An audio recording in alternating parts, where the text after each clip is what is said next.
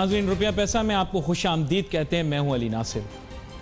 बात यह कि वो रोज़ लेकर बैठता हूं ये बजट दस्तावेज़, इसको थोड़ा झंझोड़ता हूं, इसकी जांच परख करता हूं, कुछ नया नहीं निकलता, क्योंकि इसके असरात जो हैं वो तिजारत पर, सरमायाकारी पर, सनत पर, आम आदमी की ज़िंदगी पर हमें रुनुमा होते हुए दिखाई देंगे। लेकिन इसमें तो बस यही लगा जैसे कोई आदादो शुमार दे दिए और उन आदादो शुमार की मज़ीद तफसीलात बता दी। इसके अलावा हुकूमती अखराजात के ऊपर मैं कहूँगा कि ज़्यादा वजाहत तो नहीं आई, लेकिन फैलाव बहुत ज़्यादा रहा कि साहब ये करेंगे, ये करेंगे। ये गैर अहम चीज़ें हैं। किसी को कोई काम कहें आप कि साहब ये काम करके आ जाएं, तो वो काम करने के बजाय आपको बताए साहब आज मौसम बड़ा हसीन है, आज मैं बाहर निकला, बड़ा रश था। अरे भाई तुम काम करके आ गए? नहीं, काम मैंने नहीं किया, लेकिन बाहर गाड़ियाँ बहुत निकली हुई हैं सड़क के ऊपर। बजट दस्तावेज़ भी कुछ ऐसा ही लगा, फ़लाँ शोबे पर हम इतने खर्चे करेंगे, फ़लाँ शोबे पर हम इतने खर्चे करेंगे, फ़लाँ शोबे पर हम इतने खर्चे करेंगे। अच्छा, तो जनाब वाला ये बताइए कि आम आदमी के लिए क्या होगा? अरे वो छोड़े साहब, ये देखें तनख्वाहों में इजाफा हुआ। अरे तनख्वाहों में इजाफे को छोड़ें आप, फ़लाँ चीज़ के ऊपर हम इतने अखराजात करेंगे, फ़लाँ चीज़ के ऊपर हम इतने अखराजात करेंगे। अरे मियाँ तिजारत व सनत को क्या मिला? अरे छोड़े साहब, तिजारत व सनत का क्या? फ़लाँ चीज़ पर हम इतना खर्चा करेंगे, फ़लाँ चीज़ पर हम इतना खर्चा करेंगे। अच्छा, इन सब चीज़ों के लिए पैसे कहाँ से आएंगे साहब? वो छोड़ें, हमने तखमीना पहले बना लिया। तखमीना? अच्छा कितना? बोले 4.9 खरब रुपए हम जो है महसूलात कर लेंगे। साहब वो आएंगे कहाँ से? अरे ये छोड़ें आप यार, जो आपको बताया वो समझें। अच्छा चले भाई, आप कह रहे हैं तो ये भी मान लेते हैं। अच्छा साहब, इस पर बहस होगी? हाँ बिल्कुल बहस होगी। बहस किस चीज़ पर होगी? बहस इस चीज़ पर होगी कि नून लीग ख़राब थी, पीपल पार्टी वाले बहुत बुरे थे, सब लोग बहुत करप्ट हैं, हम बहुत अच्छे हैं। नहीं साहब, लेकिन बजट में क्या है? बजट छोड़ें, बहस की बात करें। बहस में क्या होगा? किरदार कशी करेंगे हम एक दूसरे की। अच्छा, किरदार कशी करेंगे? किरदार कशी से क्या गरीब का पेट भरेगा? क्या तिजारत व सनत का पहिया चलेगा? भले साहब वो छोड़ें, आप किरदार देखें। हमारा किरदार उनसे ज्यादा अच्छा है। अच्छा, किरदार टेस्टों पे आ गए। फिर हमने कहा शायद ये अपना जो आजकल वबा चल रही है उसकी टेस्ट की बात करेंगे। नहीं, कह रहे हैं हम और तरह के टेस्ट करवाएंगे। अरे साहब, बजट के बारे में बात हो रही है, आपको हमने पार्लियामान में भेजा है। आप गरीब आदमी के लिए क्या आपने सहूलतें दी, उस पर बात करें। आप ये बात करें, नौजवान बेरोजगार हैं, उनके लिए क्या स्कीमें हैं साहब? हमने स्कीम लॉन्च की है, हम 2.5 करोड़ रुपया दे देंगे, 5 करोड़ दे देंगे इनको। लेकिन साहब वो करेंगे क्या? हमारे नौजवान तो टिकटॉक में लगे हुए हैं, नशे में लगे हुए हैं, इनके तो काम ही कुछ और हैं।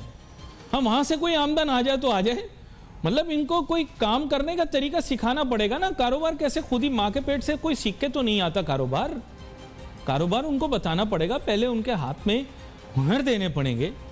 अरे हुनर छोड़ें, आप पैसे देंगे बस। अरे पैसे अकेले देकर नौजवान को क्या करोगे? वो तो उड़ा देगा अपनी अय्याशियों में। अरे नहीं साहब, हम नौजवान को पैसे देंगे, पैसे से वो कारोबार चलाएगा। चलो बहस छोड़ो, बहुत लंबी बहस होगी। अच्छा साहब, मुल्क की दिफा बहुत जरूरी है। वहां चीन ने हिंदुस्तान के ऊपर हमला कर दिया है, यहां पाकिस्तान पर दबाव है दोनों जानिब से, उसका क्या होगा? उसके लिए बजट कितना मुख्तस करेंगे? अरे छोड़ो साहब, छोटी ब्रेक लेते हैं, ब्रेक के बाद वापस आते हैं, फिर कोशिश करेंगे ये जानने की कि भाई ये बजट दस्तावेज में दरअसल है क्या जिससे तिजारत और सनत को फायदा होगा। Let's take a short break.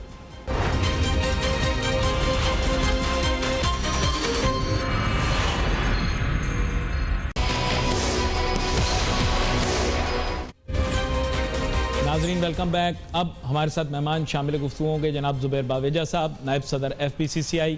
उनके पास बराह रास्त जाता हूँ तो मेरे पास वक्त जो है उसमें मैंने किसी न किसी तरीके से तमाम सवालों को एडजस्ट करना है। तो जनाब ज़ुबैर बावेजा साहब, आपको वेलकम करता हूँ शो में, और साथ ही जो है बराह रास्त आपसे सवाल पूछता हूँ कि जनाब बजट आपने देखा, समझा, इसके ऊपर एक जायज़ा पहले तो दें, थोड़ा समझ में आए हमें कि तिजारत व सनत के किस किस शोबे के लिए क्या क्या हमें मिला है। जी ज़ुबैर बावेजा साहब। जी बिस्मिल्लाहिर्रहमानिर्रहीम, अस्सलाम वालेकुम।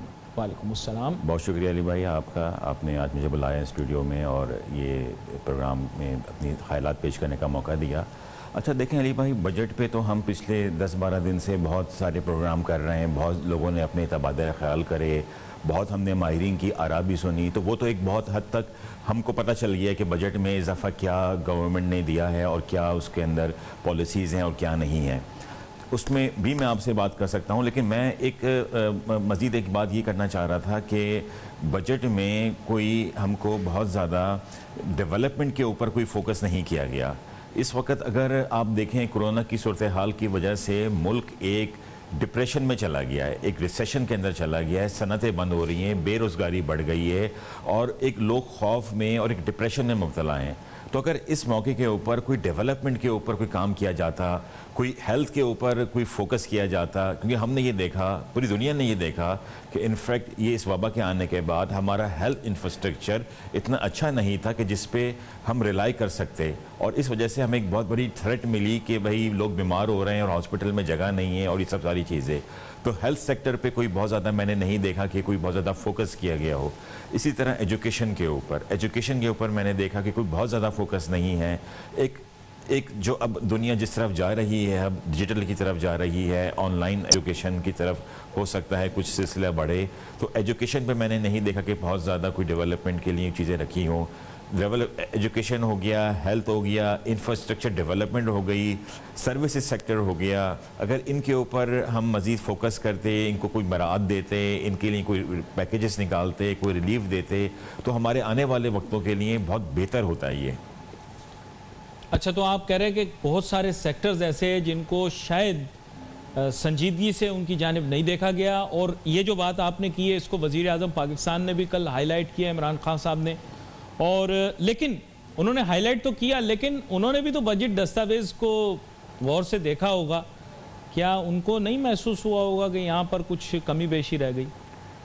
सर देखें, ये तो वो बेहतर समझते हैं। अब अगर सर्विस सेक्टर की आप बात करते हैं और सर्विस सेक्टर में अगर हम आ जाएं, टूरिज़म के ऊपर आ जाएं, होटल में आ जाएं, ट्रैवल एजेंट्स में आ जाएं, शादी हॉल में आ जाएं, रेस्टोरेंट्स के अंदर आ जाएं, तो कोई भी मुझे ऐसा कोई रिलीफ पैकेज, कोई मुझे ऐसा इंसेंटिव नज़र नहीं आ रहा कि जिससे ये सर्विस सेक्टर को सपोर्ट मिल रही हो और कारोबार आगे बढ़ाने के अंदर कोई, और ख़ास तौर पे इस कोविड के हवाले से कि ये जो एक डिप्रेशन आ गया है, रिसेशन आ गया और बुरी तरीके से जो ये इंडस्ट्री हिट हुई है, इसके लिए कोई खातिर हुआ, कोई बेनिफिट इसको कोई मिला हो।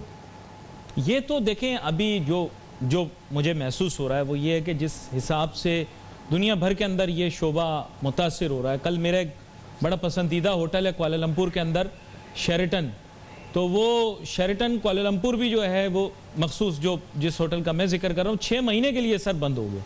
तो ये ग्लोबल फिनोमिना है, लेकिन इसको टैकल करने के लिए जैसे आपने कहा कि यहाँ पर कोई तैयारी कर ली जाती तो बेहतर रहता।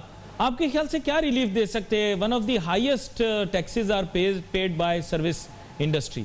यहाँ पर मुझे एक छोटी सी ब्रेक लेनी है, वापस आता हूँ, फिर मैं आज लूँगा कि किस तरह का पैकेज दिया जा सकता है। बहुत सारे लोगों ने मुख्तलिफ मौज़ूआत के मुतालिक मुझसे पूछा है, तो आज हम वो जो कल वज़ीर आज़म साहब ने बयान दिया उसी के मुतालिक गुफ्तगू करेंगे। Let's take a short break.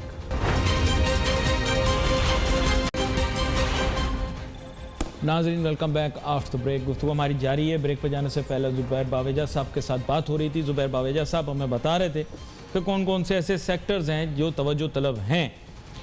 मैंने इनसे पूछा कि जनाब वाला, इसके बारे में तो कल हमने बयान भी देखा हुकूमत का, तो अब क्या कमी पेशी है, अब उसकी इस्लाह करने के लिए क्या करने की ज़रूरत है? ज़ुबैर बावेजा साहब ये भी बता दें ताकि हम फिर गुफ्तगू को आगे लेकर चलें, कुछ और शोबों पर भी आपके साथ बात करें। जी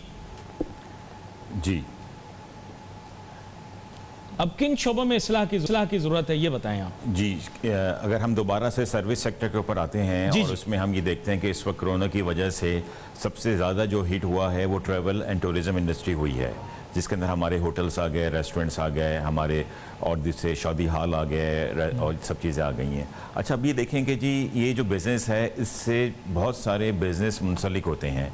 मिसाल के तौर पे एक पूरी साइकिल चलती है, इसके अंदर आप खाने पीने के बिज़नेस के अंदर पोल्ट्री ले लें, एग्रीकल्चर ले लीजिए, फिर बहुत सारे और इंडस्ट्रीज़ हैं जो इससे मुंसलिक होती हैं।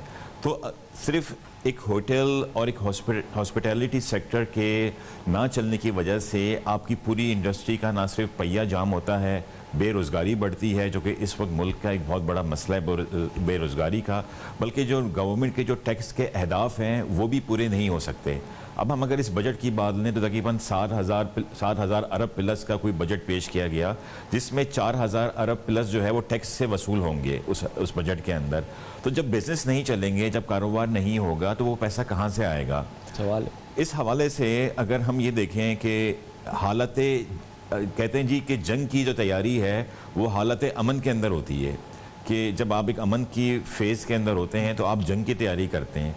मैं ये समझता हूँ इस वक्त जिस भी क्राइसिस से दुनिया गुज़र रही है, और अगर हम इस वक्त अपनी पूरी तवज्जो टूरिज़म की, हॉस्पिटैलिटी की और इंफ्रास्ट्रक्चर की दोबारा से उस पर लगा दें, तवज्जो लगा दें, गवर्नमेंट रोड्स बनाए।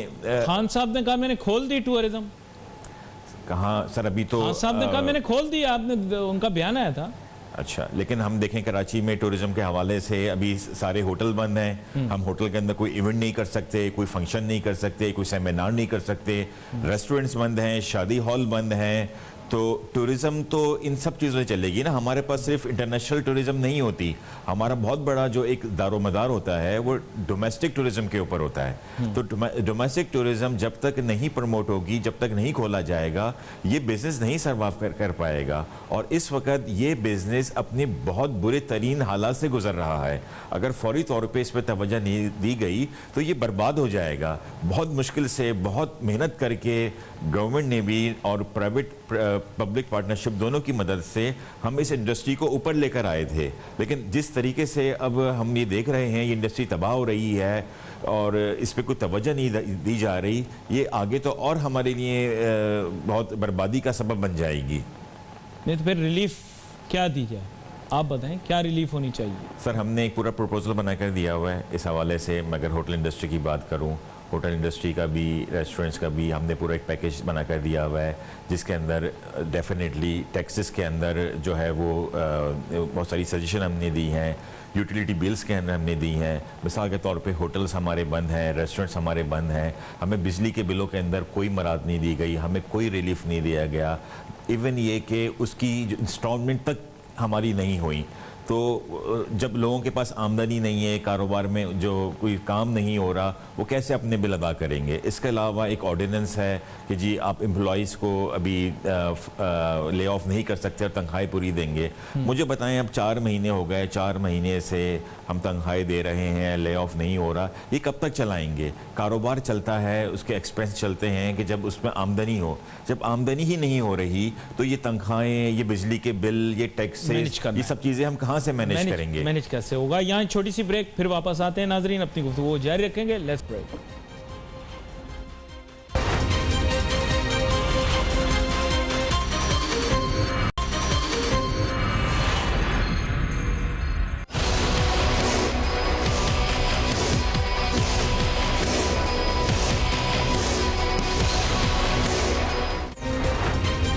Welcome back after break. गुफ्तगू हमारी जारी है। ब्रेक पे जाने से पहले ज़ुबैर बावेजा साहब अपनी गुफ्तगू कर रहे थे, बीच में मेरे ख्याल बात रह गई। ज़ुबैर बावेजा साहब, आप अपनी बात को वहीं से जारी रखिए जहां पर पिछली मरतबा आपसे जो है जिस तरह से हम गुफ्तगू को आगे लेकर चल रहे थे।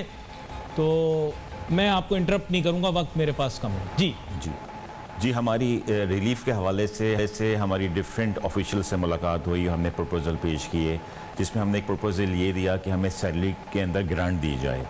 अभी इन्होंने एक स्कीम निकाली है कि सैलरी के लिए हम बैंक से लोन ले सकते हैं इजी उसके ऊपर, लेकिन बात यह है कि जब कैश फ्लो नहीं होगा, जब कारोबार नहीं होगा तो उसकी अदायगी कैसे होगी? इसके अलावा जब बहुत सारे हमारे अदारों ने जब अप्लाई किया बैंक के लोन के लिए तो उनको मना कर दिया गया कि जी कोलेटरल दें उसको, या उसके लिए आप अदायगी कहाँ से करेंगे? तो ऐसे बहुत सारे ट्रेवल एजेंट्स हैं, ये छोटे रेस्टोरेंट्स हैं, या और ऐसे बहुत सारे अदारे हैं जो नहीं कोलेटरल दे सकते, तो उनको कहाँ से लोन मिलेगा सैलरी देने के लिए?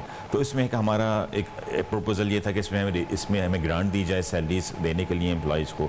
दूसरा हमारा ये था कि कैश फ्लो ख़त्म होने की वजह से वर्किंग कैपिटल बिल्कुल ख़त्म हो गया है, तो उसके अंदर जो है वो इजी लोन दिया जाए जो लास्ट ईयर का टर्नओवर था, हमने एक प्रपोजल दिया कि जो लास्ट ईयर का टर्नओवर था उसका 20% हमें इजी लोन दिया जाए ताकि हम उसको अपनी बिजनेस साइकिल को चला सकें, क्योंकि कैश फ्लो ना होने की वजह से, ख़त्म होने की वजह से अब बिज़नेस को सर्वाइव नहीं कर सकते। तो एक ब्रीदिंग स्पेस चाहिए ताकि वो बिज़नेस सर्वाइव कर पाए। इसी तरह से जो होटल के हवाले से, नए होटल प्रोजेक्ट्स लगाने के हवाले से एक शेड्यूल 5 के अंदर पहले हम इंपोर्ट में हमें काफ़ी मराद थी कि हम, क्योंकि होटल के अंदर, रेस्टोरेंट्स के अंदर हमें बहुत सफिस्टिकेटेड किस्म की चीज़ें चाहिए होती हैं, मशीनरी चाहिए होती है, इक्विपमेंट चाहिए होते हैं जो लोकली अवेलेबल नहीं होते। तो उसमें ये था कि जी उसको दोबारा से शेड्यूल 5 में लाया जाए और उस पर ड्यूटी ख़त्म की जाए ताकि जो हम अब नए प्रोजेक्ट्स लगाएं या एग्जिस्टिंग फैसिलिटी जो है, जब दोबारा से कोरोना के बाद ये टूरिज़्म खुलेगी तो हम अपने ट्रैवलर्स को, अपने गेस्ट को बेहतर सर्विस प्रोवाइड कर सकें। इसी तरह से हमने काफ़ी प्रपोजल दिए हैं, वो पूरे एक लेटर बना के। और मैं भी कोशिश कर रहा था कि और प्रपोजल्स भी इंक्लूड करता आज के शो में, मेरे पास लंबी फहरिस्त थी, लेकिन माजरत आज प्रोग्राम के अंदर हमारे पास वक्त मुख्तसर है, तो यहीं पर ही हमें अपनी गुफ्तगू को एक तरह से टू बी कंटिन्यूड रखना पड़ेगा। अगली दफ़ा हम कोशिश करेंगे इसको आगे लेकर चलें। We wait for your messages on Facebook. यहाँ पे अली नासिर हमारी टीम को इजाज़त दीजिए। अल्लाह।